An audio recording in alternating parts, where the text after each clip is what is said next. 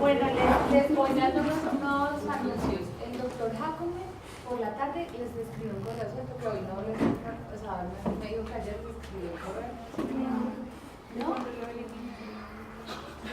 Que no hay clase con él por la tarde. Está entero. Entonces, pero que les va a dejar las cartas para los hospitales con la secretaria. ¿Sí? Y que los del cancerólogo, por favor, le envíen los datos que necesitan para hacer la carta.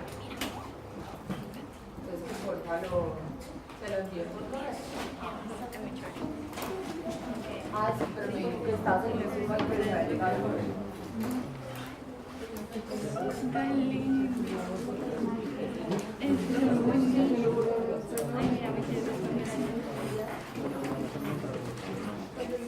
Bueno, entonces, vamos a hablar de infección urinaria.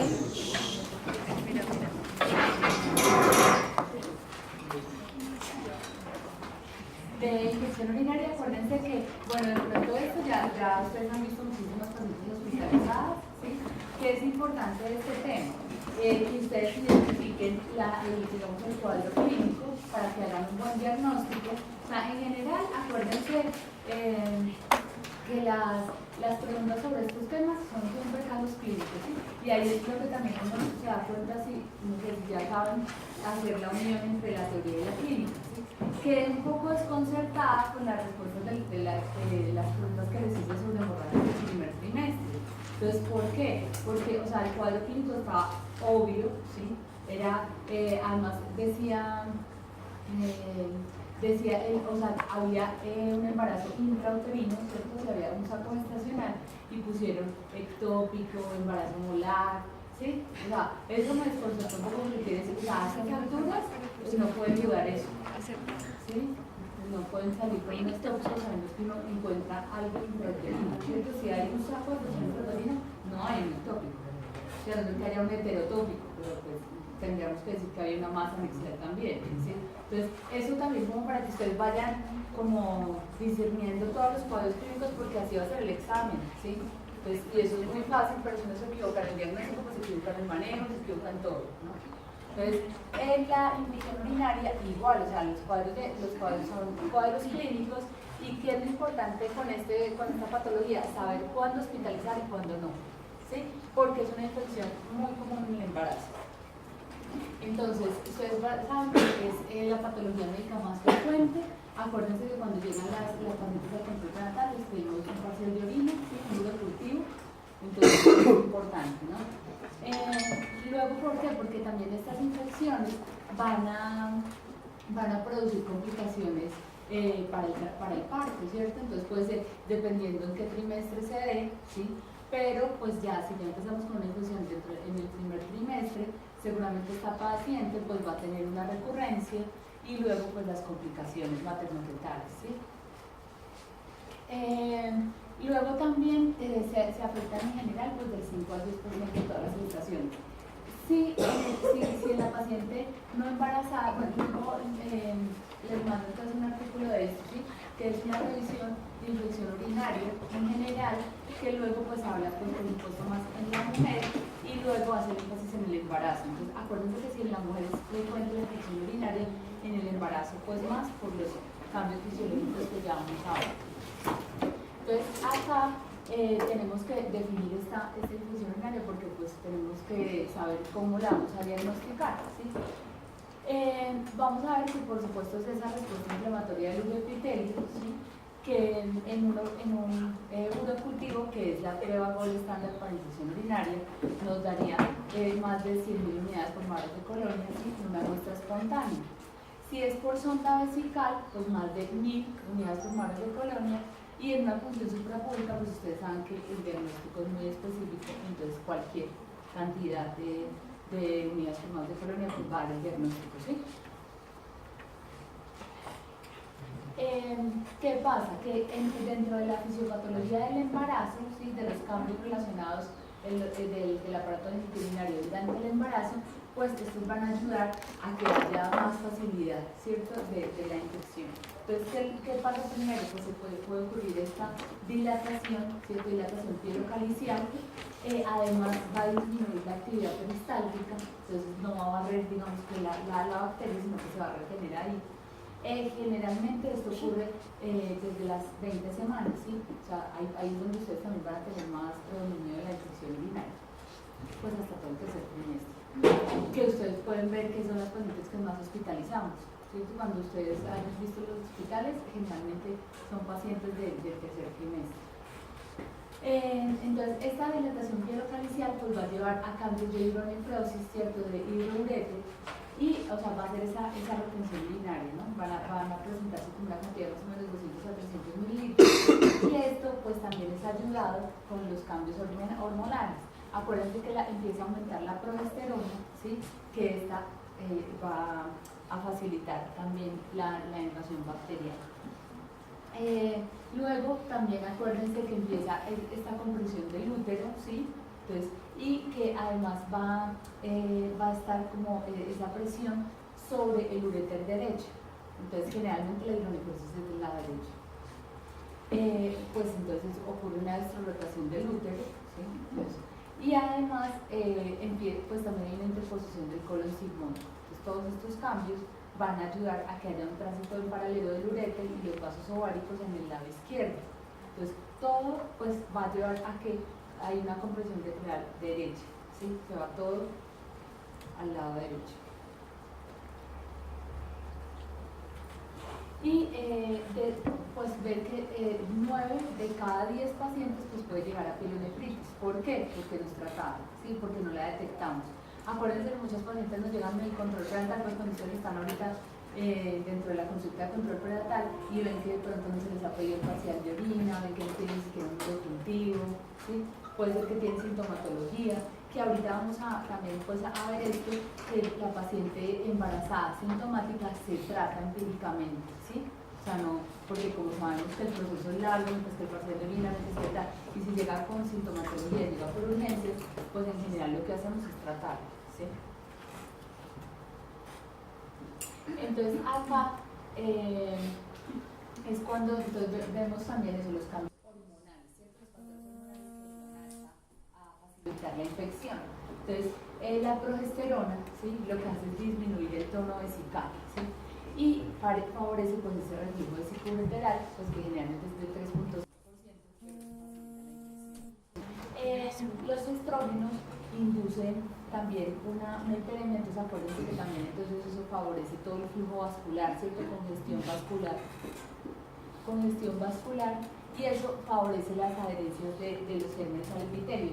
Aquí, pues ahorita cuando damos los gérmenes más frecuentes, pues acuérdense que es el helicobacter, y ahí se tienen que acordar un poco el E. coli, entonces ahí se tienen que acordar un poco de la microbiología, ¿sí? Entonces, se acuerdan de las fimbrias, que son también los factores de virulencia que ayudan a que el E. coli facilite la infección, ¿sí? Entonces, acuérdense que tiene dos tipos de fimbrias, ¿cierto? La S y la P, ¿sí? Y generalmente lo que pasa con esto es que hacen que se adhieran, ¿cierto? Que se adhieran más al uroepitelio y no se barren, ¿cierto? No se barren, sino que tienen esas adhesinas que favorecen que queden ahí el germen en el uroepitelio, ¿sí? También acá pues va a empezar esto a aumentar el volumen plasmático, el gasto cardíaco, disminuye la reabsorción tubular de glucosa. Entonces, y acá van a ver que esto va a aumentar todo el pH de la orina, ¿sí? Entonces, acuérdense que eso es lo primero cuando ustedes estén en un rural o algo, pues tienen las tirillas, ¿cierto?, que van a aumentar para hacer un diagnóstico rápido de infección urinaria. Pues que no sé si se van a demorar, si de aquí a la señora vive muy lejos, entonces se hace generalmente con las tirillas, ¿sí?, para determinar el pH de la orina y la paciente sintomática, entonces se puede hacer fácilmente ese diagnóstico. Entonces, acá, ¿qué pasa? Que esto ayuda también, acuérdense que cuando empieza a aumentar los estrógenos, los azúcares y los aminoácidos, pues aumenta ese pH y facilita también la infección urinaria, pues da digamos el signo de infección urinaria. Luego, pues ver que ese ambiente pues hipertónico también de la médula renal va entonces a inhibir todo esto que es el influjo bacteriano, entonces la fagocitosis, la migración leucocitaria, la actividad del complemento, que nos va a mostrar que también, digamos, acuérdense que el sistema inmune en la embarazada cambia, ¿sí? Entonces es más, la paciente embarazada es inmunosuprimida, ¿sí? Entonces, y además aquí, entonces, pues por supuesto la producción de interleuquina 6, ¿sí? La respuesta antigénica para el E. coli va a ser menor que en una mujer. Pues que igual, por eso les digo, todas las mujeres tenemos más infección urinaria, pero la mujer gestante más, ¿sí? Tiene más factores pues, por la fisiología y por todo digamos que su sistema inmune como tal.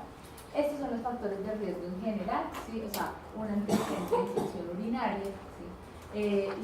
Acuérdense que también el estrato socioeconómico bajo aumenta el riesgo de infecciones. Los cálculos renales, pues que también lo vemos, la diabetes gestacional, ¿sí? La inmunosupresión, pues cualquier infección va a facilitar esto. La edad generalmente es la edad tardía, ¿sí? Entonces la gestante tardía tiene también el más riesgo.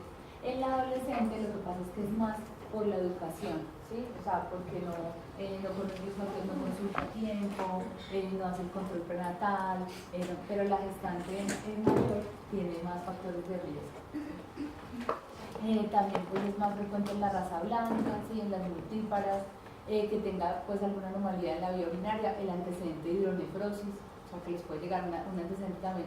Si es una genesia renal, pues tenemos que vigilarla, por cuidarle también de su otro riñón. La bacteriuria asintomática, ¿sí? Esto es súper importante porque esto también pues, es la principal causa de consulta que a nosotros se nos puede pasar desapercibido, ¿sí? Entonces, y es pues generalmente en el primer trimestre, entonces del 20 al 40% llega a una pielonefritis aguda. Y luego la infección por clamidia, porque la clamidia da también el síndrome ureteral, entonces también ayuda a, pues digamos que complica la infección urinaria, porque la clamidia no es que sea un germen típico de infección urinaria. También acá con los trastornos hipertensivos se relaciona mucho con la infección urinaria, entonces acuérdense que cuando ustedes también tienen una paciente con unos ya vienen trastornos hipertensivos, ¿cierto? Entonces cuando tienen toda la sintomatología de la preeclampsia, una hipertensión estacional, pero como ustedes tienen que clasificarla, ¿sí? Entonces tienen que saber si esa proteinuria, ¿sí? Es por ese trastorno hipertensivo o porque tenga también ahí una infección urinaria, entonces es digamos que un centro dentro del diagnóstico. Entonces, o sea, en general, pues es como identificar los factores de riesgo para seguir a las pacientes. Dentro de los agentes causales, pues entonces el más importante de todos es el 85%, ¿sí? Es el que ustedes ya han visto muchísimos urocultivos con el coli sensible, con el coli multiresistente, o sea, con recurrencia, pues es lo que más vemos. También pues vamos a encontrar Klebsiella, Proteus mirabilis, pero más en 12%. Enterobacter también hemos visto muy escaso, 3%. Ya pues cuando empezamos a hablar de una infección urinaria complicada, puede ser por Serratia, por Pseudomonas, por Citrobacter. Y acuérdense que también nosotros estamos haciendo los cultivos rectales, ¿sí? Para Streptococcus galactidus, ¿sí? Entonces también es una de las causas de infección urinaria, ¿no? El enterococo también ustedes yo creo que ya lo han visto, pues en algunos de pronto los hospitales del nivel 3 que tienen más complicaciones. Entonces, ¿cómo dividimos la infección urinaria? Entonces ustedes también, o sea, esta es una clasificación, también van a encontrar la clasificación de, pues esta digamos que la más frecuente. Luego también vamos a hablar de complicadas y no complicadas, ¿sí? Entonces, para la infección urinaria baja, entonces que vamos a hablar de la bacteriuria sintomática y la cistitis.